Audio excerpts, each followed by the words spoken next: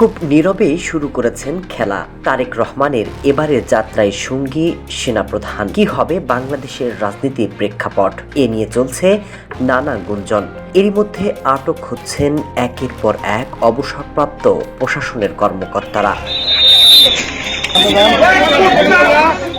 দেশে ফিরে তারেক রহমান চুপ ছিলেন, কারণ রাজনীতিতে জটিল সমীকরণে নির্বাচন নিয়ে দেশ এবং আন্তর্জাতিক চাপ। তবে ক্ষমতায় ফিরেই এবার বিএনপিকে নিশ্চিহ্ন করার সেই চক্রান্তের মূল হোতাদের খুঁজে বের করতে মরিয়া তারেক রহমান। এক প্রকার গোপনেই চলছে সেই কাজ, আর তারেক রহমানের সেই কাজের সহায়তার হাত বাড়িয়ে দিয়েছেন সেনাপ্রধান। গ্রেপ্তার হয়েছেন 2007 সালের 11 সময় ক্ষমতার নেপথ্যের একজন প্রভাবশালী সামরিক কর্মকর্তা মাসুদ উদ্দিন চৌধুরী। বিএনপির রাজনীতিকদের গ্রেপ্তার, বিশেষ কারাগার, রাজনৈতিক পুনর্বিন্যাস সবকিছুর সাথেই জড়িয়ে ছিল তার নাম।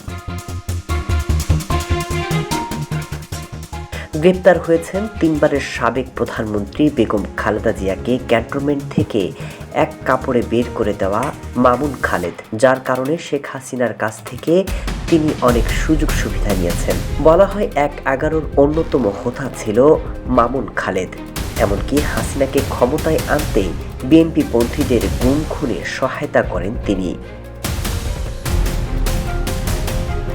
তারেক রহমান এবার হিসেব কষতে শুরু করেছে সেই 2007 সাল থেকে। একে একে হিসেব নেবেন বিএনপিকে তিলে তিলে যারা শেষ করতে চেয়েছিল।